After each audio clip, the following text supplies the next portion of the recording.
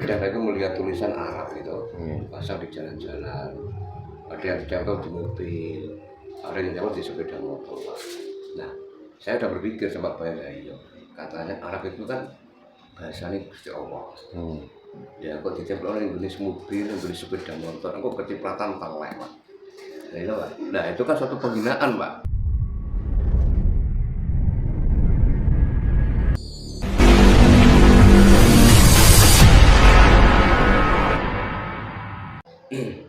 Kalau saya melihat, Pak, antara orang Jawa, Nusantara sendiri dengan orang Cina itu,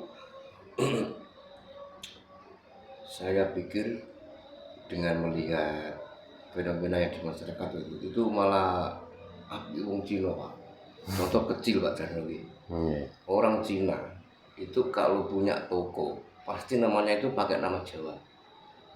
Toko Urip itu Jawa, itu Pak. Prasojo. Nah, coba kalau orang Jawa toko Barokah, toko Hidayah, Amanah. toko Amanah. Nah, berarti kan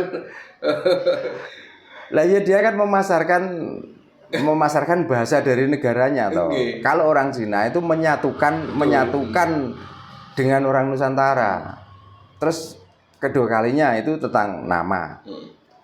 Tentang masalah apa? Ngajarin orang Nusantara ini tentang tekun, tentang ya tekun, terus ulet. Orang-orang mana? Jajal. Ini orang-orang Cina toh? Cara manajemen yang baik bagaimana? Kebanyakan kan orang-orang Cina. Lah orang agama. Ya disuruh tekun, disuruh ulet, tapi kumpulkan setelah nanti dapat bawalah ke negara Arab. Kalau orang Cina sebetulnya kan. Kalau orang Cina kan enggak, supaya kamu lebih tertata hidupmu, supaya lebih tertata ekonomimu, maka kamu harus memakai manajemen yang sangat benar. Makanya orang Cina itu mengajarkan, kalau dapat 100.000, makanlah yang 25, yang 75 untuk kepentingan berikutnya. Gitu. Kalau agama, kamu dapat 100, habiskan, karena besok kamu masih di cawisi karo gustimu. Caranya gimana? Kumpulkan orang, jak makan-makan. Kalau masih kurang utang sedikit gak apa-apa, karena itu ganjaran. Nanti kamu akan mendapatkan pahala yang berlimpah. Nah, apa yang terjadi? Itu dikerjakan, dalam hati itu bangga karena ini sedekah. Orang mikir, setelah acara itu besok ditagih toko ya ora masalah. Yang penting kan waktu ada acara itu wah. Nah dari situ sudah bisa dilihat kok. Karena apa? Dari dulu acara orang-orang dari luar Nusantara, terutama orang-orang yang membawa agama, satu sabane itu mesti kuburan, nomor loro sabane panganan, wis pasti. Ngumpul gak ono kuburan karo panganan juga ono perkumpulan apa-apa. Dan apa yang dibahas? Coba Swarga. Di samping swarga kan dikenalkan leluhur mereka yang katanya sakti, yang katanya waktu dulu ya tongkat saja bisa membelah laut. Nah itu kapan? Buktinya mana? Dan di mana? Terus tongkatnya sekarang di mana? Gitu loh. Orang yang dinamakan ini bisa terbang. Tapi nek diomongi Gatot Kaca kuwi saurunge ana nabi-nabi wis do miber nih ya ora percaya. Gitu. Nabi Nuh dengan adanya tsunami naik perahu. Lah Bimo tanpa naik perahu masuk ke dalam tengah samudra dengan kakinya, dia tidak tenggelam, bahkan di situ malah mendapatkan ilmu. Di sana ada nabi namanya Sulaiman bisa ngomong sama hewan. Di sini ada Prabu Angkleng Darmo. Dia bukan seorang nabi, bukan orang agamis, tapi bisa ngomong dengan hewan. Pernah cerita itu disampaikan? Pernah cerita itu diajarkan? Coba. Lakunya Prabu Angkleng Darmo itu dulu seperti ini loh, makanya sampai bisa ngomong dengan hewan. Kok gak pernah diceritakan? Tapi orang yang tidak jelas asal-usulnya dan keberadaannya dan peninggalannya sampai sekarang itu di mana? Sampai sekarang itu ceritakan terus. Dari dulu sampai sekarang kok sudah diceritakno iku wae. Ya, Jan. Ini kamu ora payu ya, Pak Jan. Makanya kalau bisa, terutama orang-orang Nusantara, orang Jawa, kalau dengar penjelasan dari ustadz-ustadz yang seperti itu, kan saya kalau komen di Facebook dewe, saenakku dewe. Mosok malaikat tok kalah karo kabeh lho. Padahal katanya malaikat lebih mulia daripada manusia katanya. Bahkan mau yang mencabut nyawa ya malaikat, yang menyiksa di alam kubur ya malaikat.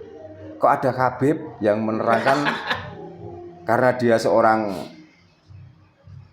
ulama besar dan keturunan Nabi, dan malaikat itu menyiksa orang di sampingnya, lalu malaikat dibentak akhirnya lari terbirit-birit. Iki lho cerita model apa iki, padahal sing ngombenan tuwake wong Tuban. Nggih. Tapi kok kabeh perang ngombe tuwak kok do mendem, omongane do nglantur. Gitu loh. Paling Habib iku wakile Gusti Allah, Pak. Berani ngomong gitu, Pak Jan. Dan nek Gusti Allah duwe wakil berarti Gusti Allah palsu, Gusti Allah plastik. Nggih. Gitu loh. Nek Gusti Allah sing bener tuh gak punya wakil kok. Dan tidak mungkin Gusti Allah yang asli itu membocorkan rahasianya, enggak mungkin. Kalau Gusti Allah yang masih membocorkan rahasianya, berarti ku menungso ngaku Gusti Allah. Jelas bahwa tidak bisa disamakan dengan benda, tidak disamakan dengan apa. Tuhan tidak bisa Gusti datan kena kinira lan kinaya ngopo. Jangankan sifatnya dan wujudnya, perkataannya sudah saja enggak bisa kok lalu Gusti Allah mempunyai argumen yang ditulis sampai segitu banyaknya. Nah, khawatir kok jangan-jangan nanti ini ada manusia yang ngaku Gusti Allah. Oke. Pak, saya kalau di jalan sering ngobrol sama Pak Bayan, Pak. Nggih. Dan saya itu melihat tulisan Arab gitu, pasang di jalan-jalan. Ada yang ditempel di mobil, ada yang ditempel di sepeda motor, Pak. Nah, saya udah berpikir sama Pak Bayan, iya, katanya Arab itu kan bahasanya Gusti Allah. Ya, kok ditempel orang Indonesia mobil, Indonesia sepeda motor, kok kecipratan telek, Pak. Nah, itu kan suatu penghinaan, Pak. Kalau menurut saya pribadi loh Pak itu, Pak. Iya, lah makanya kalau Arab itu, bahasa Arab itu adalah bahasanya Tuhan, berarti sudah jelas, berarti Allah itu Tuhannya tuh orang Arab saja. Berarti kalau di sini mengakui dan percaya dengan Tuhan Allah itu enggak laku. Karena sini bukan bahasa Arab. Gitu loh. Makanya Tuhan yang punya bahasa itu manusia, bukan Tuhan. Karena Tuhan tidak mempunyai bahasa kok. Wong suaranya wae gak jelas. Apakah itu ngeses, apakah itu merintih, itu gak jelas suaranya Tuhan kok. Kok sampai Tuhan mempunyai bahasa? Apalagi punya tulisan. Apalagi bahasanya bisa ditulis. Berarti ada manusia yang ngaku-ngaku Tuhan, ngaku-ngaku Allah. Nah, ini masih banyak orang yang tidak sadar dengan itu. Dan itu secara langsung kalau saya pribadi suatu penghinaan loh Pak Jarno. Mestinya kan nggak layak kan ditaruh di situ. Nah, dia tuh nggak tahu hina kok. Kalau tahu hina nggak mungkin omongan celometan. Kalau tahu hina, nggak ada orang-orang yang menjalankan agama itu berbuat salah. Nah, nyatanya orang-orang yang menyampaikan agama itulah rata-rata yang melakukan kesalahan di sini. Berarti kan tidak tahu hina. Makanya sampai tulisannya kecipratan telek pun tidak merasa terhina. Gitu loh. Tapi itu suatu kebanggaan Pak bagi mereka-mereka loh Pak. Ya iya. Apalagi kalau di kaca mobil sudah tulisan Arab. Wah, seolah-olah ini orang alim, orang berilmu, orang yang paling benar. Kok gak eling, sing gawe mobil iki sapa? Iya, betul Pak Jarno. Apakah yang membuat itu juga orang Islam? Kira-kira? Siapa tahu waktu waktu mau membuat mobil itu terus begini, diawali dengan begini, terus akhirnya mobil itu terbentuk jadi, setelah itu tulis Arab, seolah-olah mobil itu pun ikut Arab. Seolah-olah mobil itu agamanya Islam. iya agamanya Islam. Itu Pak, berarti kan bukan manusianya, mobil juga ikut Islam. Nah mobilnya juga ikut Islam.